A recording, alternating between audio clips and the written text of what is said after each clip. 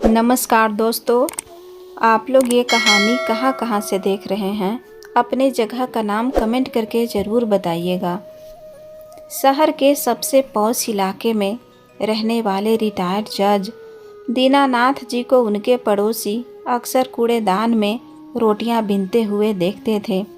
कोई नहीं जानता था कि जिस बेटे को उन्होंने अपनी पूरी पेंशन और पीएफ देकर करोड़पति बनाया था, उसी बेटे और मॉडर्न बहू ने उन्हें अपने ही घर के कुत्ते के पिंजरे में रहने पर मजबूर कर दिया था। उन्हें टॉयलेट जाने की इजाज़त सिर्फ रात के 2 बजे के बाद थी और खाने में सिर्फ बची हुई हड्डियाँ या बासी चावल मिलते थे। लेकिन दीनानाथ जी चुप थे, सिर्फ अपने पोते के प्यार की खातिर। मगर जिस दिन उनकी बहू ने उनके पोते के जन्मदिन पर केक काटने के लिए दीनानाथ जी की पीठ को मेज की तरह इस्तेमाल किया और उन पर गरम मोम गिराया, उस दिन एक बूढ़े पिता का सब्र टूट गया। पढ़िए एक रिटायर्ड जज के उस फैसले की कहानी, जिसने बेटे बहू को सलाखों के पीछे और खुद को वापस कुर्सी पर पहुंचाया। दीनानाथ जी का जीवन हमेशा ही सिद्धांतों और न्याय की नींव पर टिका रहा था। शहर के एक प्रतिष्ठित रिटायर्ड जज के रूप में उनका नाम सम्मान के साथ लिया जाता था। उनकी अदालत में दिए गए फैसलों की नज़ीर दी जाती थी। लेकिन कहते हैं ना कि वक्त से बड़ा कोई जज नहीं होता और किस्मत से बड़ा कोई फैसला नहीं। उनकी धर्म पत्नी सुमित्रा जी का देहांत कुछ साल पहले ही हो चुका था। उनके जाने के बाद दीनानाथ जी का जीवन सूना हो गया था। लेकिन उनके इकलौते बेटे विक्रम और बहू शिखा ने उनके जीवन में एक नई उम्मीद जगाई। विक्रम और शिखा अक्सर उनके पास आते और घंटों उनके साथ बिताते। विक्रम कहता, पापा, आप अकेले इस बड़े पुश्तैनी मकान में क्यों रहते हैं? अब आपकी उम्र आराम करने की है। माँ भी नहीं रही, आपकी सेवा कौन करेगा? आप हमारे साथ चलिए। हमारा विला बहुत बड़ा है, वहाँ आपको कोई तकलीफ़ नहीं होगी। शिखा भी बड़े प्यार से कहती, हाँ बापूजी, आप हमारे साथ रहेंगे तो घर में रौनक रहेगी। आर्यन भी अपने दादाजी को बहुत याद करता है, प्लीज़ मान जाइए ना। दीनानाथ जी का दिल पसीज गया। बुढ़ापे में इंसान को सहारे और प्यार की ही तो ज़रूरत होती है। उन्होंने सोचा कि बेटा और बहू इतना कह रहे हैं तो शायद यही सही होगा। एक दिन विक्रम ने एक और प्रस्ताव रखा। पापा, एक छोटी सी बात थी। आप अपना यह पुश्तैनी मकान बेच दीजिए। वैसे भी यहाँ देखभाल करने वाला कोई नहीं है। और हाँ, वसीयत भी मेरे नाम कर दीजिए ताकि भविष्य में कोई कानूनी पचड़ा ना हो और टैक्स भी बच जाए। हम तो आपकी सेवा के लिए हैं ही। दीनानाथ जी जो सारी उम्र दूसरों के मुकदमों का फैसला करते रहे, अपने ही घर में बेटे की नीयत का मुकदमा हार गए। बेटे के प्यार और अपनेपन के झांसे में आकर उन्होंने अपनी सारी जमा पूंजी, अपना पुश्तैनी मकान, सब कुछ बेच दिया और जो पैसा मिला उसे विक्रम के नाम कर दिया। वसीयत पर हस्ताक्षर करते समय उनके हाथ जरा भी नहीं कांपे, क्योंकि उन्हें अपने खून पर पूरा भरोसा था। सब कुछ समेटकर वे विक्रम के आलीशान विला में आ गए। शुरुआत के 10 दिन तो सब कुछ सपने जैसा लगा। शिखा उनकी हर छोटी बड़ी ज़रूरत का ख्याल रखती। विक्रम शाम को उनके साथ बैठकर चाय पीता। लेकिन यह हनीमून पीरियड बहुत जल्द ख़त्म हो गया। जैसे ही मकान की रजिस्ट्री के पक्के कागजात विक्रम के हाथ में आए और बैंक खातों का कंट्रोल शिखा को मिला, उनका व्यापार गिरगिट की तरह बदल गया। वह मनहूस रात दीनानाथ जी कभी नहीं भूल सकते। वे अपने कमरे में सोने की तैयारी कर रहे थे। उनका कमरा ग्राउंड फ्लोर पर एक हवादार और बड़ा कमरा था। तभी दरवाज़ा खुला और शिखा अंदर आई। उसके चेहरे पर वो मीठी मुस्कान नहीं थी, बल्कि एक कठोरता थी जो दीनानाथ जी ने पहले कभी नहीं देखी थी। शिखा ने बिना किसी भूमिका के उनका बिस्तर खींचना शुरू कर दिया। बाबूजी उठिए, यह कमरा खाली करना होगा। दीनानाथ जी हक्के बक्के रह गए। क्या हुआ बहू, इस वक्त कहाँ जाऊं? शिखा ने तल्खी से कहा, यह गेस्ट रूम मेरे दोस्तों के लिए है। कल मेरी किटी पार्टी है और कुछ दोस्त रात को रुकने वाले हैं। आपके खर्राटे से पूरा घर गूंजता है। मेरी फ्रेंड्स को डिस्टरबेंस होगा। आप सर्वेंट क्वार्टर में शिफ्ट हो जाइए। Servant quarter?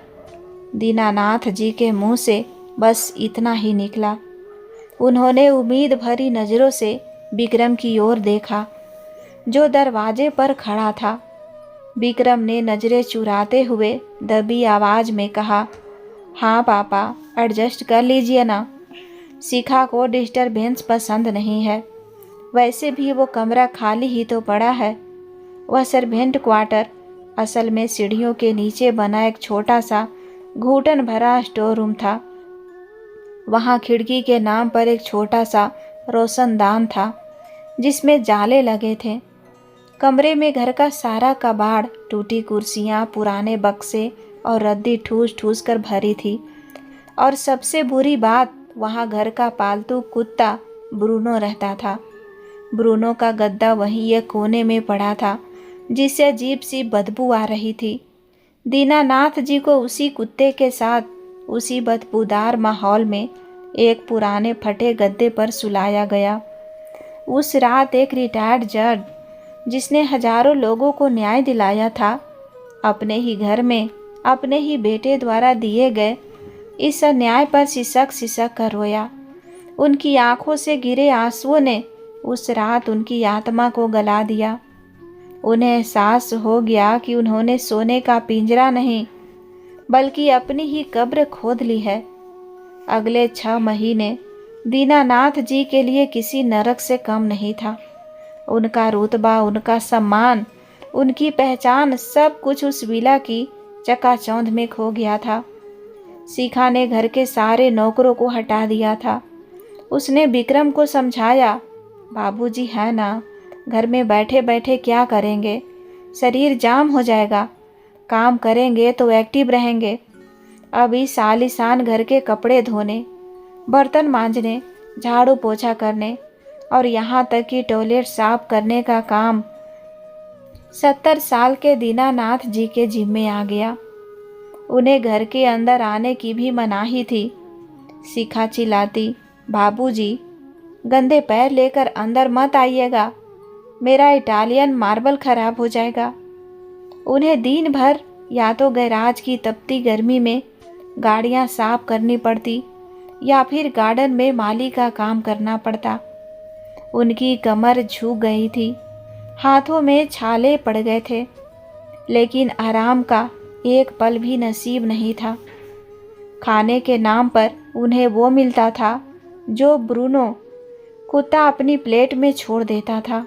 जी हाँ, शिखा बची हुई रोटियां और बासी चावल ब्रूनो के कटोरे के पास फेंक देती और कहती, बाबूजी, ब्रूनो ने खाना छोड़ दिया है, आप खा लीजिए। अन्न देवता का अपमान नहीं होना चाहिए। भूख क्या न कराए।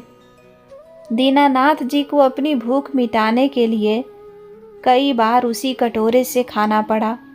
उनका स्वाभिमान तार तार हो चुका था। एक दोपहर की बात है, दीनानाथ जी को बहुत जोरों की भूख लगी थी। सुबह से उन्हें चाय का एक घूंट भी नहीं मिला था। गैराज साफ करते करते उनका सिर चकराने लगा। बर्दाश्त नहीं हुआ तो वे दबे पांव किचन में गए। उन्होंने देखा कि फ्रिज में ढेर सारे फल रखे हैं। उनकी नज़र एक लाल सेब पर पड़ी। उन्होंने सोचा कि एक सेब खाने से क्या कम हो जाएगा। उन्होंने कांपते हाथों से एक सेब निकाल लिया। अभी उन्होंने सेब का मुंह के पास लाया ही था कि सीखा वहां आ धमकी। उसने आओ देखा ना ताओ दौड़ती हुई आई और दीनानाथ जी के हाथ से सेब छीनकर सीधे डस्टबिन में फेंक दिया। चोर, भिखारी! सीखा की आवाज़ पूरे घर में गूंज उठी। तुम्हारी हिम्मत कैसे हुई मेरे फ्रिज को हाथ लगाने की? पता है यह सेब इम्पोर्टेंट है, 200 रुपये का एक आता है। तुम्हारी औकात है इसे खाने की? तुमने इस घर में एक पैसा भी कमा कर दिया है जो तुम यह शाही खाना खाओगे? दीनानाथ जी सहम गए। बहू, बहुत भूख लगी थी। तभी विक्रम भी वहां आ गया। ऑफिस जाने के लिए तैयार हो रहा था। सीखा ने उसे देखते ही और जोर से ड्रामा शुरू कर दिया। देखो विक्रम, तुम्हारे पिताजी की हरकतें, यह चोरी पर उतर आए हैं। मेरा महंगा सेब चुरा रहे थे। विक्रम ने अपने पिता की ओर हिकारत से देखा। पापा, आपको कितनी बार कहा है कि अपनी हद में रहा करो। आप सिर्फ बची हुई रोटियों के हकदार हो। यह सब लग्जरी आपके लिए नहीं है। अगर भूख लगी थी तो मांग लेते, चोरी क्यों की? मांगने पर क्या तुम देते विक्रम? दीनानाथ जी की अंतरात्मा ने पूछा, पर जुबान खामोश रही। उस दिन दीनानाथ जी को सजा के तौर पर 2 दिनों तक खाना नहीं दिया गया। उन्हें पता चलना चाहिए कि मुफ्त की रोटियां कैसे मिलती है। सीखा ने फरमान सुनाया। वे 2 दिन तक गैराज में पड़े रहे। नल का पानी पीकर अपनी जान बचाई। भूख से पेट में मरोड़ उठते, आंखों के आगे अंधेरा छा जाता, लेकिन उस घर की दीवारों ने उनकी कराह नहीं सुनी। इस नरक भरी जिंदगी में दीनानाथ जी के जीने की सिर्फ एक वजह था, उनका 8 साल का पोता आर्यन। आर्यन ही था जो उस घर में इंसानियत की बची हुई आखिरी उम्मीद था। वह अपने दादाजी से बहुत प्यार करता था। सीखा और विक्रम की नज़रों से बचकर वह अक्सर स्कूल से आते वक्त अपनी टिफिन में बचाया हुआ बिस्कुट या चॉकलेट दादाजी को दे जाता।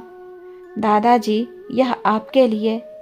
वह अपनी छोटी सी हथेली में छुपाकर लाया हुआ टुकड़ा उन्हें देता। दीनानाथ जी उसे सीने से लगा लेते और वही सूखा टुकड़ा उनके लिए अमृत बन जाता। आज आर्यन का जन्मदिन था। घर में बहुत बड़ी पार्टी का आयोजन था। शहर के बड़े बड़े रईस, विक्रम के बिजनेस पार्टनर्स और सीखा के हाई सोसाइटी फ्रेंड्स आने वाले थे। घर को गुब्बारों और फूलों से सजाया गया था। सुबह ही सीखा ने दीनानाथ जी को सख्त हिदायत दी थी। बाबूजी, आज पार्टी है। आप अपने उस बदबूदार स्टोर रूम से बाहर मत निकलना। अगर किसी मेहमान ने आपको उस फटे हाल में देख लिया तो हमारी नाक कट जाएगी। समझ गए? दीनानाथ जी ने सिर झुकाकर हामी भर दी। वे अपने अंधेरे कमरे में बैठे आर्यन की खुशियों की दुआ मांग रहे थे। शाम को पार्टी शुरू हुई। केक काटने का वक्त आया। आर्यन ने चारों तरफ देखा और अपनी माँ का हाथ झटक दिया। मैं केक नहीं काटूंगा। उसने जीत पकड़ ली। क्यों बेटा, क्या हुआ? विक्रम ने पूछा। दादाजी कहाँ हैं? मैं केक दादाजी के साथ ही काटूंगा। उनके बिना मैं बर्थडे नहीं मनाऊंगा। आर्य ने पैर पटकते हुए कहा। सीखा और विक्रम के पसीने छूट गए। मेहमान आपस में कानाफूसी करने लगे। सीखा ने आर्यन को समझाने की बहुत कोशिश की। बेटा, दादाजी की तबीयत ठीक नहीं है, वो सो रहे हैं। नहीं, मुझे दादाजी चाहिए। आर्यन रोने लगा। मजबूरन अपनी इज्जत बचाने के लिए सीखा ने नौकर को इशारा किया कि दीनानाथ जी को बुला लाए, लेकिन उसने अपने दिमाग में एक शैतानी योजना बना ली थी। दीनानाथ जी हॉल में आए। उनके कपड़े फटे पुराने थे, दाढ़ी बढ़ी हुई थी और शरीर कमज़ोर हो चुका था। उन्हें देखकर मेहमानों ने नाक भौं सिकोड़ी। शिखा ने स्थिति को संभालते हुए एक क्रूर खेल खेला। वह मेहमानों के सामने हंसते हुए बोली, अरे देखिए, हमारे घर में केक रखने के लिए टेबल कम पड़ गई है। और बाबूजी, आप तो घर के बुजुर्ग हैं, इस घर की नींव हैं। नींव तो नीचे होती है ना, तो क्यों ना आज आप ही आर्यन के लिए टेबल बन जाए। दीनानाथ जी को पहले समझ नहीं आया कि वह क्या कह रही है। वे प्रश्नवाचक नज़रों से विक्रम की ओर देखने लगे। विक्रम ने बेशर्मी की सारी हदें पार करते हुए उन्हें घुटनों के बल बैठने का इशारा किया। पापा, आर्यन की खुशी के लिए इतना नहीं कर सकते, झुकिए, 4 पैरों वाले जानवर की तरह बन जाइए। दीनानाथ जी की आत्मा कांप उठी। क्या यह वही बेटा है जिससे उन्होंने उंगली पकड़कर चलना सिखाया था? लेकिन आर्यन की रोती हुई आंखों को देखकर और तमाशा ना बढ़े, इसीलिए वे झुक गए। एक रिटायर्ड जज जिसने पूरी जिंदगी संविधान और मानवीय गरिमा की रक्षा की, आज अपने ही बेटे के घर में सैकड़ों लोगों के सामने चौपाया बनकर जमीन पर बैठा था। शिखा ने एक भारी 3 लेयर वाला केक उनकी पीठ पर रख दिया। दीनानाथ जी की रीढ़ की हड्डी दर्द से कराह उठी, लेकिन वे हिले नहीं। आर्यन यह देखकर और जोर जोर से रोने लगा। मम्मी, दादाजी को दर्द हो रहा होगा, उतारो इसे। लेकिन शिखा ने उसे डांटते हुए कहा, चुप कर, यह एक गेम है। दादाजी घोड़ा बने हैं, जल्दी केक काट। केक काटा गया। मेहमानों ने तालियां बजाई। वाह, क्या आइडिया है, कुछ लोगों ने हंसते हुए कहा। लेकिन शिखा का मन अभी भी नहीं भरा था। उसने नीचता की वो हद पार कर दी जिसकी कल्पना भी नहीं की जा सकती। केक पर लगी मोमबत्तियां अभी भी जल रही थी। उसने मोमबत्ती बुझाई नहीं, बल्कि हंसते हुए जानबूझकर जलती हुई मोमबत्ती से टपकता हुआ गरम मोम और फिर पूरी मोमबत्ती दीनानाथ जी की नंगी गर्दन और पीठ पर गिरा दी। आह! दीनानाथ जी के मुंह से एक दिल दहला देने वाली चीख निकल गई। गरम मोम ने उनकी बूढ़ी चमड़ी को जला दिया था। दर्द बर्दाश्त से बाहर था। उनका संतुलन बिगड़ गया और वे लड़खड़ा कर गिर पड़े। उनकी पीठ पर रखा केक जमीन पर गिर कर बिखर गया। पार्टी में सन्नाटा छा गया, लेकिन शिखा को अपनी गलती का एहसास नहीं हुआ, बल्कि उसका पारा चढ़ गया। बूढ़े, अंधे हो क्या? वह जोर से चिल्लाई। उसने अपनी नुकीली हील वाली सैंडल से जमीन पर पड़े दीनानाथ जी के हाथ पर जोरदार वार किया। मेरा 5000 का डिजाइनर केक खराब कर दिया। तुम्हारी वजह से मेरी पार्टी बर्बाद हो गई। निकल जा यहाँ से। विक्रम ने भी पिता को उठाने या उनके जले हुए घाव को देखने के बजाय उनका कॉलर पकड़ा और उन्हें घसीटते हुए ले गया। तुम्हें तो इंसान समझना ही बेकार है। ये कहते हुए उसने उन्हें वापस उसी अंधेरे स्टोर रूम में फेंक दिया और बाहर से कुंडी लगा दी। अंधेरे कमरे में पड़े दीनानाथ जी दर्द से तड़प रहे थे। उनकी पीठ पर जलन हो रही थी, हाथ से खून बह रहा था, लेकिन उससे भी गहरा घाव उनके दिल पर लगा था। उनका आत्मसम्मान पूरी तरह कुचला जा चुका था। वे अंधेरे में सिसक रहे थे, हे भगवान, मुझे उठा ले, अब और नहीं सहा जाता। तभी करवट बदलते वक्त उनका हाथ उनके पुराने फटे हुए कोट की जेब पर पड़ा जो खूंटी पर टंगा था। उन्हें याद आया कि उसमें कुछ है। उन्होंने कांपते हाथों से जेब टटोली। उन्हें एक छोटी सी डायरी मिली। यह उनकी पुरानी जजमेंट डायरी थी। रिटायर्ड होने के बाद भी वे इसमें अपने खास संपर्कों के नंबर रखते थे। इसमें शहर के बड़े वकील, पुलिस अधिकारी और उनके पुराने कलीग्स के नंबर थे। शिखा ने उनका मोबाइल फ़ोन बहुत पहले ही छीन लिया था ताकि वे किसी से संपर्क ना कर सके, लेकिन शायद भगवान को उनका न्याय मंजूर था। उस कबाड़ से भरे कमरे में पुराने सामान के ढेर के नीचे एक पुराना लैंडलाइन फ़ोन पड़ा था।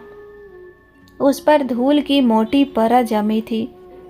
दीनानाथ जी ने अपनी पूरी ताकत बटोरी और घिसटते हुए उस फोन तक पहुँचे।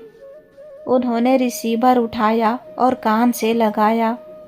एक हल्की सी डायल टोन सुनाई दी।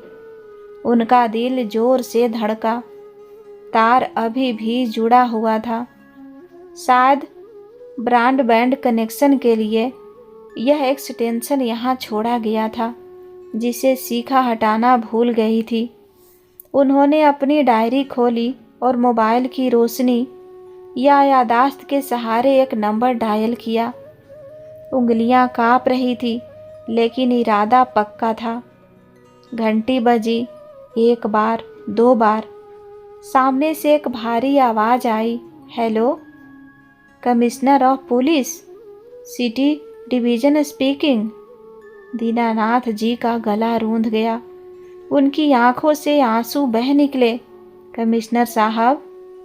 उनकी आवाज़ में कंपन था, दर्द था, लेकिन शब्दों में एक ऐसी आग थी जो बरसों से दबी हुई थी। मैं रिटायर्ड जस्टिस दीनानाथ बोल रहा हूँ। उधर सन्नाटा छा गया। जस्टिस दीनानाथ सर, आप? इतने सालों बाद? सर, आप कहाँ हैं? कैसी हालत में हैं? मुझे आपकी मदद चाहिए कमिश्नर, दीनानाथ जी ने सिसकते हुए कहा। मुझे एक मुजरिम को सज़ा देनी है, एक ऐसे मुजरिम को जिसने मानवता की हत्या की है। और वो मुजरिम मेरा अपना बेटा है। उन्होंने संक्षेप में अपनी आप बीती बताई। फ़ोन के दूसरे छोर पर कमिश्नर का खून खौल उठा। सर, आप चिंता मत कीजिए, मैं अभी आ रहा हूँ, पूरी फोर्स के साथ। अगले दिन सुबह का सूरज विक्रम और शिखा के लिए बर्बादी का पैगाम लेकर आया। वे दोनों अपने आलीशान बेडरूम में सो रहे थे कि अचानक मुख्य दरवाजे पर भारी दस्तक हुई। विक्रम हड़बड़ा कर उठा। इतनी सुबह कौन है? वह बड़बड़ाता हुआ नीचे आया और दरवाज़ा खोला। सामने का नज़ारा देखकर उसके होश उड़ गए। बाहर पुलिस की पूरी बटालियन खड़ी थी। कमिश्नर खुद मौजूद थे। साथ में शहर के बड़े बड़े मीडिया चैनल्स के कैमरे और शहर के नामी वकील खड़े थे। पड़ोसी भी जमा हो गए थे। क्या बात है कमिश्नर साहब? विक्रम का गला सूख गया। पुलिस ने उसे धक्का दिया और सीधे अंदर घुस गई। जस्टिस दीनानाथ कहाँ है? कमिश्नर ने कड़क आवाज़ में पूछा। वो तो विक्रम हकलाने लगा। पुलिस की एक टीम सीधे उस स्टोर रूम की तरफ गई जिसका ताला बाहर से लगा था। उन्होंने ताला तोड़ा और दरवाज़ा खोला। अंदर का दृश्य देखकर सख्त दिल वाले पुलिस वालों की भी रूह कांप गई। दीनानाथ जी जमीन पर एक गंदे गधे पर कुत्ते के साथ लेटे थे। उनकी पीठ पर जले हुए का गहरा निशान था। कपड़े खून और गंदगी से सने थे।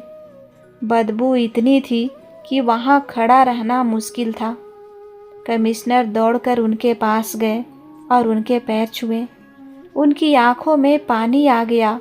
सर, आपकी यह हालत। पुलिस ने दीनानाथ जी को सहारा देकर उठाया और बाहर हॉल में लाया। मीडिया के कैमरों ने यह सब रिकॉर्ड कर लिया। विक्रम और शिखा को भी पुलिस ने घेर लिया और हॉल में खड़ा कर दिया। विक्रम अभी भी अपनी हेकड़ी में था। आप लोग मेरे घर में कैसे घुस सकते हैं? यह हमारा पारिवारिक मामला है। आप वारंट लाए हैं। तभी भीड़ को चीरते हुए दीनानाथ जी आगे आए। आज वे फटे कपड़ों में थे, शरीर कमजोर था, लेकिन उनकी चाल में वही पुराना जज साहब वाला रुतबा था। उनकी आंखों में वो तेज था जिसके सामने बड़े बड़े मुजरिम कांपते थे। वे सीधे विक्रम के सामने जाकर खड़े हो गए। विक्रम ने कुछ बोलने के लिए मुंह खोला ही था कि दीनानाथ जी ने अपनी पूरी ताकत से विक्रम के गाल पर एक जोरदार तमाचा मारा। तमाचे की गूंज पूरे हॉल में सुनाई दी। पारिवारिक मामला? दीनानाथ जी की आवाज़ गरजी। जब तुमने मुझे कुत्ते का जूठा खिलाया तब तुम्हें परिवार याद नहीं आया विक्रम? जब मेरी पीठ पर जलती हुई मोमबत्ती गिराई गई तब मैं पीता नहीं था। जब मुझे 200 रुपये के सेब के लिए 2 दिन भूखा रखा गया तब यह पारिवारिक मामला नहीं था। शिखा का चेहरा पीला पड़ गया। वह पीछे खिसकने लगी। तुमने सोचा था कि मैं चुप रहूँगा, सोचा था कि मैं लाचार हूँ, बूढ़ा हूँ तो घूट घूट कर मर जाऊँगा। दीनानाथ जी ने विक्रम की आंखों में आंखें डालकर कहा, भूल गए विक्रम, मैं वही जस्टिस दीनानाथ हूँ जिसने 40 साल तक मुजरिमों की आंखों में देखकर उनका सच पहचाना है। मैं चुप था, लाचार नहीं। मैं बस इंतजार कर रहा था कि तुम किस हद तक गिर सकते हो। मैं देखना चाहता था कि मेरे परवरिश में कहाँ कमी रह गई थी। दीनानाथ जी ने पुलिस कमिश्नर की ओर हाथ बढ़ाया।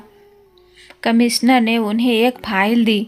कमिश्नर, दीनानाथ जी ने फाइल दिखाते हुए कहा, यह सीनियर सिटीजन एक्ट के तहत मेरी औपचारिक शिकायत है। इसमें प्रताड़ना के सारे सबूत हैं। और उन्होंने एक और दस्तावेज निकाला और यह रही उस वसीयत की कॉपी जिसे मैंने 6 महीने पहले ही बदल दिया था। बस इन दोनों को बताया नहीं था। विक्रम और शिखा के पैरों तले जमीन खिसक गई। वसीयत बदल दी? विक्रम बुदबुदाया। जी हाँ। दीनानाथ जी ने एक विजयी मुस्कान के साथ कहा, जब तुमने मुझे पहली बार स्टोर रूम में भेजा था तभी मुझे शक हो गया था। मैंने अपने पुराने वकील दोस्त को बुलाकर चुपके से गिफ्ट डीड में एक क्लॉज जुड़वा दिया था। उस क्लॉज के मुताबिक अगर यह साबित हो जाए कि प्रॉपर्टी लेने वाला यानी कि देने वाले माता पिता की देखभाल नहीं कर रहा है या उसे प्रताड़ित कर रहा है तो वह गिफ्ट डीड रद्द मानी जाएगी और प्रॉपर्टी वापस डोनर पास हो जाएगी। शिखा चीख पड़ी, क्या मतलब प्रॉपर्टी आपके नाम है? हाँ बहू, दीनानाथ जी ने कड़क कर कहा, कानूनी तौर पर यह विला, यह बैंक बैलेंस, यह सब कुछ आज भी मेरा है। तुम दोनों तो बस मेरे टुकड़ों पर पल रहे थे। दीनानाथ जी ने मुख्य दरवाजे की ओर उंगली उठाई। और अभी इसी वक्त मैं जस्टिस दीनानाथ अपनी कोर्ट में यह फैसला सुनाता हूँ कि तुम दोनों को अपनी प्रॉपर्टी से बेदखल किया जाता है। मेरे घर से दफा हो जाओ। इंस्पेक्टर ने विक्रम की कलाई मरोड़कर उसे पीछे किया।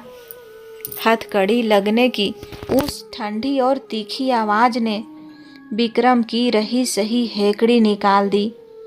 उसे यकीन ही नहीं हो रहा था कि जिस पिता को उसने पैरों की जूती समझा था, आज उसी पिता ने उसे कानून की जंजीरों में जकड़वा दिया है। शिखा जो अब तक उस घर की मालकिन बनकर हुकूमत चला रही थी।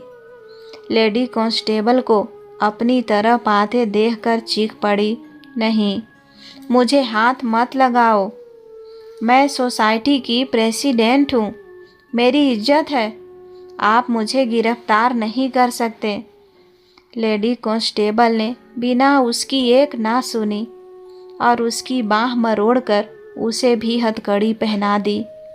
मैडम, इज्जत तो तभी उतर गई थी जब एक बुजुर्ग की नंगी पीठ पर मोम गिराया था।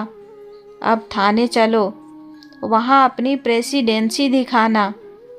पुलिस ने उन पर घरेलू हिंसा अधिनियम 2005, हत्या का प्रयास, आईपीसी धारा 307, पिता को भूखा रखने और जलाने के लिए, और माता पिता और वरिष्ठ नागरिक भरण पोषण अधिनियम 2007 के तहत गंभीर गैर जमानती धाराएं लगा दी। जब पुलिस उन्हें घसीटते हुए मुख्य दरवाजे की तरफ ले जाने लगी, तब शिखा का सारा घमंड चकनाचूर होकर फर्श पर बिखर गया। उसका महंगा मेकअप आंसुओं से धुल गया था, बाल बिखर गए थे। उसे अपनी आलीशान जिंदगी, अपनी पार्टी, अपनी किटी फ्रेंड्स और अपना भविष्य सब अहंकार में डूबता नजर आ रहा था। वह दीनानाथ जी को गेट पर खड़ा देखकर पूरी ताकत लगाकर पुलिस की पकड़ से छूटी और दौड़कर दीनानाथ जी के पैरों में गिर पड़ी। उसने अपना माथा उनके गंदे और फटे जूतों पर पटकना शुरू कर दिया। शिखा फूट फूट कर रोते हुए हिचकियों के साथ बोली, बाबूजी, बाबूजी, मुझे माफ़ कर दीजिए, मुझसे बहुत बड़ी गलती हो गई, मैं लालच में अंधी हो गई थी। प्लीज़ पुलिस को बोलिए ना हमें छोड़ दे, हम जेल नहीं जा सकते बाबूजी, लोग क्या कहेंगे, मेरी नाक कट जाएगी बाबूजी, हमारा तो सब कुछ लूट गया, मैं आपकी नौकरानी बन कर रहूँगी, आपके पैर दबाऊँगी, बस सिर्फ एक मौका दे दीजिए बाबूजी। विक्रम भी घुटनों के बल बैठा, बच्चों की तरह बिलख रहा था, रो रहा था। उसकी आंखों में डर था, जेल का डर, बदनामी का डर। पापा, मैं आपका बेटा हूँ, आपका खून हूँ, आप अपने ही बेटे को जेल भेजेंगे। पापा, मैंने आपको सर्वेंट क्वार्टर में रखा, मुझे मार लीजिए, जूतों से पीट लीजिए, लेकिन पुलिस के हवाले मत कीजिए। मेरा कैरियर, मेरी जॉब सब खत्म हो जाएगी। दीनानाथ जी वहीं खड़े थे, अचल अटल, जैसे कोई पुराना बरगद तूफान में भी अपनी जगह से नहीं हिलता। उनके एक हाथ में उनका 8 साल का पोता आर्यन था, जिसे उन्होंने सीने से लगा रखा था ताकि वो अपने माँ बाप का यह तमाशा ना देख सके। आर्यन सुबक रहा था, लेकिन दादाजी की छाती से चिपका हुआ सुरक्षित महसूस कर रहा था। दीनानाथ जी ने अपनी नम लेकिन अंगार जैसी आंखों से नीचे रेंगते हुए अपने बेटे और बहू को देखा। उनके चेहरे पर अब कोई दया नहीं थी, सिर्फ न्याय था। दीनानाथ जी ने बहुत ही ठंडे और कड़क स्वर में कहा, बेटा, खून। उन्होंने एक कड़वी हंसी हंसी। जिस दिन तुमने मुझे कुत्ते के कटोरे से खाना खाने पर मजबूर किया था विक्रम, उसी दिन मेरा बेटा मर गया था। आज जो मेरे सामने खड़ा है वो मेरा खून नहीं, बल्कि एक अपराधी है। दीनानाथ जी ने शिखा की तरफ उंगली उठाई, जो अभी भी उनके पैर पकड़े हुए थी। और तुम इज्जत की बात करती हो बहू, इज्जत तो तुमने इस घर की दहलीज लांघते ही तार तार कर दी थी। तुम पूछ रही हो ना कि तुम कहाँ जाओगे? दीनानाथ जी ने जेल की गाड़ी की तरफ इशारा किया। वहीं जाओ जहां तुम लोगों ने मुझे 6 महीने तक रखा था, काल कोठरी में। तुम्हारी जगह अब जेल की सलाखों के पीछे है। और यकीन मानो सीखा, जेल की वो कोठरी भी उस स्टोर रूम से लाख गुना बेहतर होगी जहां तुमने मुझे कुत्तों के साथ सुलाया था। जानती हो क्यों? क्योंकि वहाँ कम से कम कैदी को इंसान समझा जाता है, जानवर नहीं। वहाँ उसे वक्त पर खाना मिलता है, चाहे रूखा सूखा ही सही, लेकिन उसे डस्टबिन से सेब उठाकर नहीं खाने पड़ते। विक्रम चिल्लाया, पापा रहम कीजिए। दीनानाथ जी ने अपनी नज़रें फेर ली। रहम? मैंने बहुत रहम किया विक्रम, तुम्हारी हर गलती माफ़ की। मकान बेचा, पैसा दिया, अपमान सहा, लेकिन आज मेरी अदालत का फैसला हो चुका है। तुम्हें माफ़ी चाहिए तो जाओ उस ऊपर वाले की अदालत में अर्जी लगाना। अगर उसने तुम्हारे पाप माफ़ कर दिए तो शायद तुम्हें सुकून मिल जाए, लेकिन इस ज़मीन पर अब तुम्हारे लिए कोई माफ़ी नहीं है। इंस्पेक्टर ने इशारा किया। हवलदारों ने विक्रम और शिखा को कॉलर से पकड़ा और घसीटते हुए पुलिस जीप में ठूस दिया। बाहर पड़ोसियों की भीड़ जमा थी। वही पड़ोसी जिनके सामने शिखा अपनी रईसे की डींगे झांकती थी, आज वही लोग उन पर थूक रहे थे। मीडिया के कैमरे चमक रहे थे, रिपोर्टर चिल्ला रहे थे, देखिए इस कलयुगी बेटे को, इसने अपने पिता को कुत्ता बना दिया था। जैसे ही जीप का सायरन बजा और गाड़ी धूल उड़ाते हुए ले गई, पड़ोसियों ने तालियां बजानी शुरू कर दी। बहुत सही किया जज साहब, ऐसे लोगों के साथ यही होना चाहिए। दीनानाथ जी ने आर्यन के सिर पर हाथ फेरा और आसमान की तरफ देखा। उनकी आंखों से एक आंसू गिरा। यह आंसू दुख का नहीं, बल्कि एक बोझ उतरने का था। उन्होंने एक गहरी सांस ली, आज़ादी की सांस। 6 महीने बाद शहर के उस पॉश इलाके में स्थित विला नंबर 10 का नज़ारा अब पूरी तरह बदल चुका था। गेट पर लगी विक्रम विला की नेम प्लेट, जो कभी शिखा के घमंड का प्रतीक थी, उसे उखाड़ फेंका गया था। उसकी जगह अब तांबे की अक्षरों में एक नई तख्ती चमक रही थी, आश्रय, बुजुर्गों का सम्मान। दीनानाथ जी ने उस आलीशान विला की एक एक ईंट को फिर से सजाया, लेकिन अपने ऐशो आराम के लिए नहीं। उन्होंने उस घर को एक आदर्श वृद्धा आश्रम में बदल दिया था। जिस हॉल में उन्हें चौपाया बनकर केक काटने पर मजबूर किया गया था, आज उसी हॉल में शहर के 20-25 बेसहारा बुजुर्ग हंसी मजाक करते हुए शतरंज खेल रहे थे और सत्संग कर रहे थे। दीनानाथ जी ने सबसे बड़ा बदलाव उस स्टोर रूम में किया था। उन्होंने उस काल कोठरी की दीवारें तुड़वा दी थी जहां उन्हें कुत्ते के साथ रखा गया था। अब वहां एक सुंदर मंदिर बना दिया गया था जहां सुबह शाम आरती होती थी।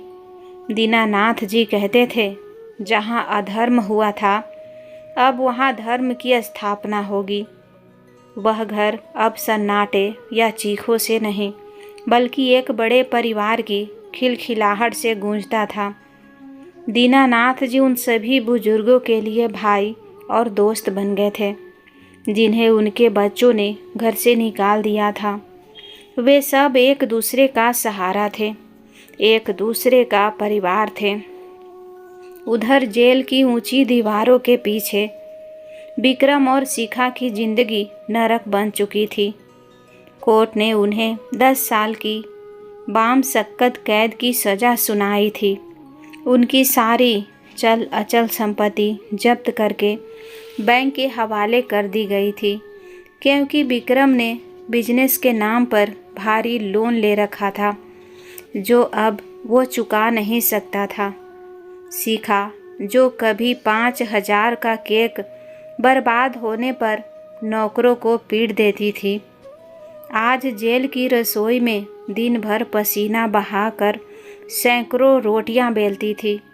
उसकी मखमली त्वचा अब झुलस चुकी थी और हाथों में छाले पड़ गए थे।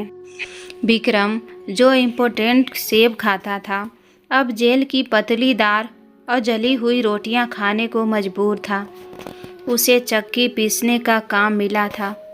हर रात जब वे जेल के ठंडे फर्श पर लेटते, उन्हें वो स्टोर रूम याद आता।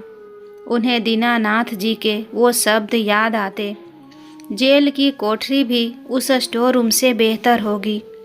आज उन्हें समझ आ रहा था कि एक बुजुर्ग पिता की बद्दुआ में कितनी ताकत होती है। वे एक दूसरे को कोसते रहते, रोते रहते, लेकिन अब पछतावे का कोई मोल नहीं था। वही दीनानाथ जी ने अपने पोते आर्यन को शहर के एक बेहतरीन और संस्कारित बोर्डिंग स्कूल में डाल दिया। वे नहीं चाहते थे कि आर्यन पर अपने माता पिता के अपराध हो और लालच की परछाई भी पड़े। आर्यन अब छुट्टियों में जब घर आता है तो वह वीडियो गेम नहीं खेलता, वह अपनी मर्जी से आश्रम के बुजुर्गों को खाना परोसता है, उनके पैर दबाता है और उन्हें रामायण पढ़कर सुनाता है। उसकी आंखों में अब डर नहीं बल्कि समझदारी है। एक दिन स्कूल में माई हीरो विषय पर निबंध प्रतियोगिता थी। सारे बच्चों ने स्पाइडरमैन या सुपरमैन के बारे में लिखा, लेकिन आर्य ने स्टेज पर जाकर गर्व से कहा, मेरे असली हीरो मेरे दादाजी जस्टिस दीनानाथ हैं। उन्होंने मुझे सिखाया कि असली ताकत मांसपेशियों में नहीं बल्कि रीढ़ की हड्डी में होती है। उन्होंने गलत के खिलाफ आवाज़ उठाई, चाहे वो उनका अपना बेटा ही क्यों ना हो। मैं बड़ा होकर अपने पापा जैसा अमीर नहीं बल्कि अपने दादाजी जैसा इंसान बनना चाहता हूँ। दीनानाथ जी जो दर्शकों में बैठे थे, उनकी आंखों से खुशी के आंसू छलक पड़े। उन्होंने महसूस किया कि उनका जीवन सफल हो गया। उन्होंने सिर्फ अपनी इज्जत नहीं बचाई थी बल्कि अपनी आने वाली पीढ़ी को भी बर्बाद होने से बचा लिया था। कहानी का अंतिम सत्य, बुजुर्ग घर का कोई पुराना फर्नीचर नहीं होते, वे घर की छत होते हैं। अगर आप छत को ही तोड़कर फेंक देंगे तो धूप, बारिश और तूफान सीधे आपको बर्बाद कर देंगे। माता पिता का सम्मान करो क्योंकि उनकी दुआओं में वो ताकत है जो मिट्टी को सोना बना सकती है, और उनकी बद्दुआ में वो आग है जो सोने को भी राख कर सकती है। कर्म का फल बहुत कड़वा होता है और वह इसी जन्म में मिलता है। दोस्तों, आप लोग यह कहानी कहाँ कहाँ से देख रहे हैं? अपनी जगह का नाम कमेंट बॉक्स में ज़रूर बताइएगा। कहानी अच्छी लगे तो वीडियो को लाइक करें, अपने दोस्तों और रिश्तेदारों को व्हाट्सएप पर शेयर करें और हमारे चैनल को सब्सक्राइब ज़रूर कर लें। धन्यवाद।